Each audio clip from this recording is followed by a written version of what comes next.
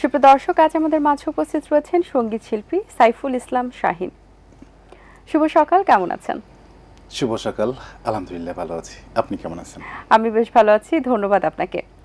আপনি দারুণ একজন সঙ্গীত শিল্পী, তার পাশাপাশি আপনার আরেকটি ট্যালেন্টের কথা যদি আমরা বলি, সেটি হচ্ছে আপনি একটি বিশেষ বিশেষত্ব অর্জন করেছেন, যেটি একটি বাদ্যযন্ত্র বাজিয়ে, যেটির নাম হচ্ছে খমক। খমক নিয়ে যে বাদ্যযন্ত্র রয়েছে এটা অনেকেরই অজানা, এবং এটি বাজানোর একটা টেকনিক রয়েছে, সেটি আপনি কিভাবে রপ্ত করেছেন? খমকের বিষয়টা বাংলাদেশের থেকে কলকাতাতে শুরু। তো কলকাতা যারা বাউল আছেন ওনারা বাজান, তো ওনাদের দেখে বাংলাদেশে আমি যখন প্রথম কুষ্টিয়াতে গিয়ে কলকাতার এক সাধুর কাছ থেকে আমার এই খমকটা নেওয়া প্রথম। তো উনি কিছু বিশেষ টেকনিক আমাকে শিখিয়েছেন, সেখান থেকে নিজে নিজেই প্র্যাকটিস। পরবর্তীতে দোতারা বাজাতে গিয়ে দেখা যায় যে দোতারার কিছু আর খমকের মিশে যায়। হ্যাঁ, আর যেহেতু এটা তালের যন্ত্র, খমকের আর একটা নাম আছে, সেটা হচ্ছে সুরলহরী। আচ্ছা, হ্যাঁ, সুরলহরী। তো ওখান থেকে আমার যে দোতারার থেকে আমি খমকের দিকে, যে খমকও তো বাজানো সম্ভব, তো ধীরে ধীরে খমকের দিকেও, দোতারার পাশাপাশি খমকের দিকেও গেলাম। এভাবেই শুরু। আর খমকের বিশেষ কিছু টেকনিক আমাকে শিখিয়েছেন। আমি এখন যার কাছে দোতারা শিখি আর গানও শিখি, তিনি হচ্ছেন এশিয়া মহাদেশের বিখ্যাত দোতারাবাদক শ্রী অনুপম বিশ্বাস। তো উনি আমাকে আবার কিছু টেকনিক শিখিয়েছেন। এভাবেই খমকে আসা। আর বাংলাদেশ টেলিভিশনে যখন যন্ত্রশিল্পী নিচ্ছিলেন, তো তখন ওখানে খমকে আমি ইনলিস্ট হওয়া, এবং আমি প্রথম বাংলাদেশে। তো আমরা একটু গানের সাথে খমকের ব্যবহারটা একটু দেখতে চাই, আসলে কেমন সুর মিলে আসলে গানের সাথে। আচ্ছা, যেহেতু খমক বাজিয়ে গান করছি, তো সাইজির 135তম তিরোধান উপলক্ষে একটি সাইজির কালাম করার চেষ্টা করছি খমকের সঙ্গে। হালায় হালায় দিন বয়ে যায়, ঘিরে নিল কালে মনরে, ঘিরে নিল কালে,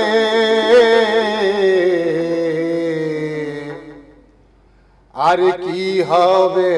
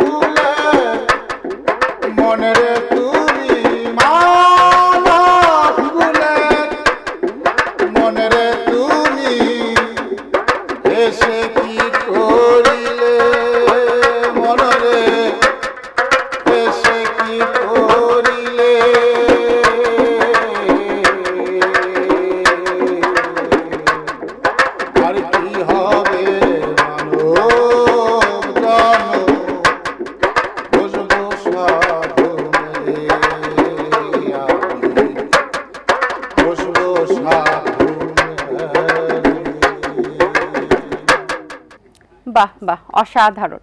আপনি শুরুতে যখন বাজাচ্ছিলেন এবং শুরু করলেন, স্টার্টিং থেকে আস্তে আস্তে মনে হয় ভালো লাগাটা আরো বাড়ছিল বাড়ছিল বাড়ছিল। সঙ্গীতে যে খমকের ব্যবহারটা, এটা আসলে কিভাবে করা হয় এবং কোন ধরনের গানে আসলে খমকের ব্যবহারটা রয়েছে? যে সকল লোকগীতি বলতে আমরা সাইজির কালাম বলতে পারি, শাহ আব্দুল করিমের গান, এরপরে হচ্ছে আপনার ভবা পাগলার গান, না এ ধরনের এ জাতীয় যে সমস্ত গান আছে এই গানই খমক ব্যবহার হয়। আচ্ছা, লোকগীতি কেন বেছে নিয়েছেন?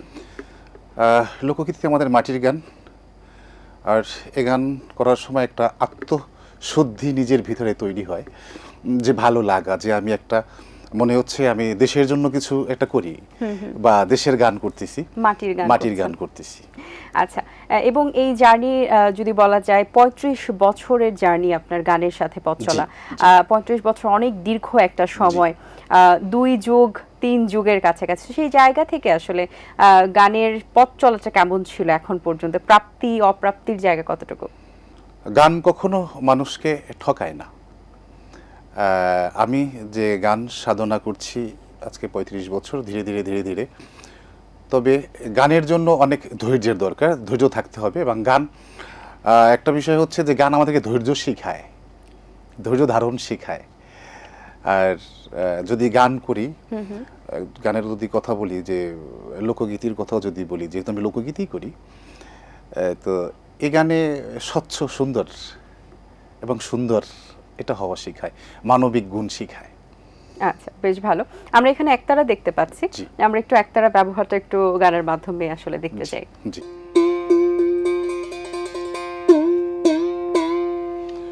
ওরে যা দিয়াছো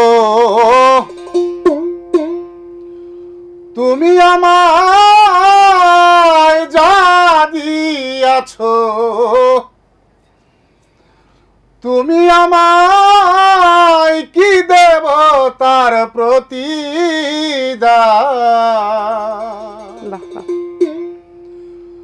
মন মজালে ওরে বাউলা আমার, মন মজালে ওরে বাউলা যা দিয়াছো তুমি আমায়, যা দিয়াছো তুমি আমায়, কি দেব তার প্রতিদান। মন মজালে ওরে বাউলা আমার, মন মজালে ওরে বাউলা।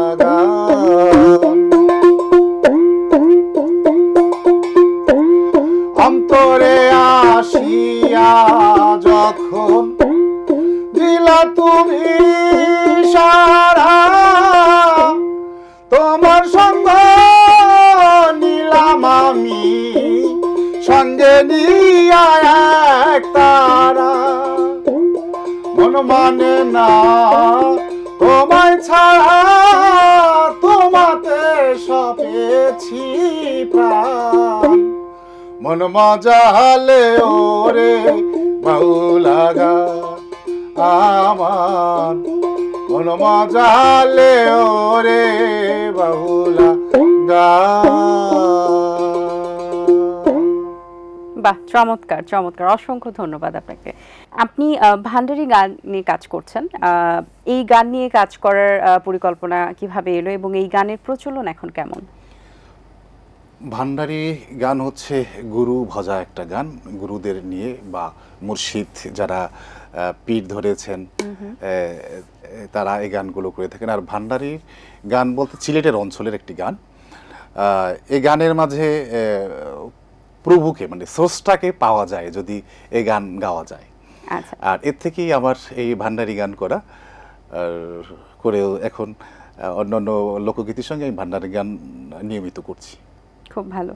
আপনি রেডিও টেলিভিশনেও গান করছেন, সেখানে কাজ করার অভিজ্ঞতা কেমন? রেডিও টেলিভিশন এক একটা জায়গা আসলে এক এক রকমের।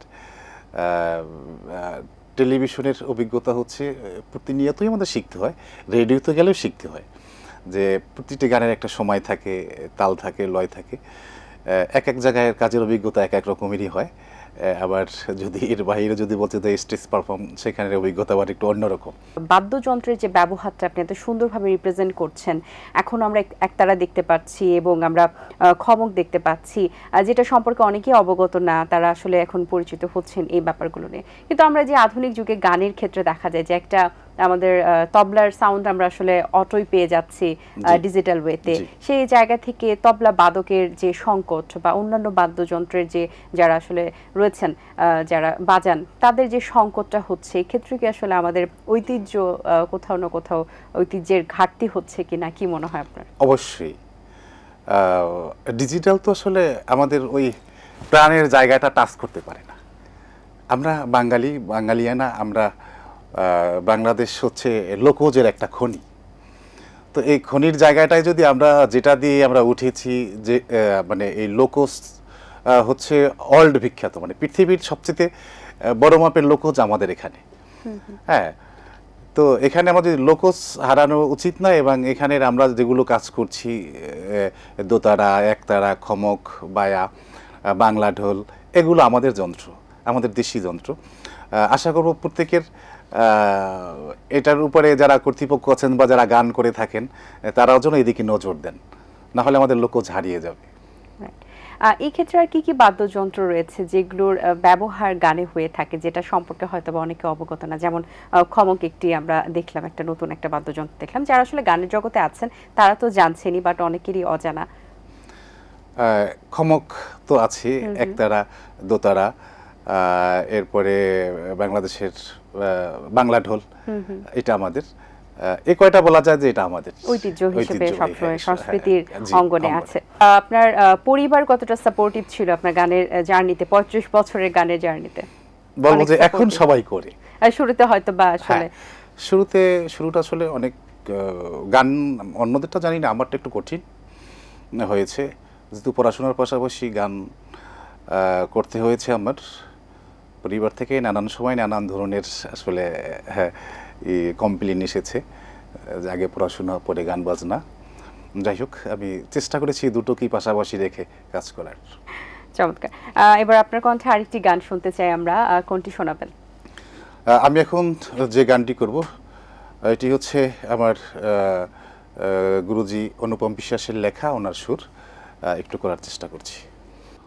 যদি ভাবনগরে যাবি রে মন, চিনে নে তার অলিগলি, ভাবনগরে যাবি রে মন, চিনে নে তার অলিগলি, ভাবনগরে যাবি রে মন, চিনে নে তার অলিগলি, মতের ভিড়ে পথ হারিয়ে, মতের ভিড়ে পথ হারিয়ে, আপদ পাড়ায় যাস নে চলি, ভাবনা করে যাবি রে মন, চিনে নে তার অলিগলি, ভাবনা করে যাবি রে মন, চটকে চঞ্চল না হয়ে স্থির করে নে, সন্নমতি একই ভ্রমর নানা ফুলে, ভ্রমিলে মহাদূর গতি, চটকে চঞ্চল না হয়ে স্থির করে নে, সন্নমতি একই ভ্রমর নানা ফুলে, ভ্রমিলে মহাদূর গতি, সাধলে সৎ সাধু সঙ্গে রঙে ঢঙে মজিস নে মন, প্রেম বাজারে রাস্তা ধরে খুঁজে নে সদ্গুরুর চরণ,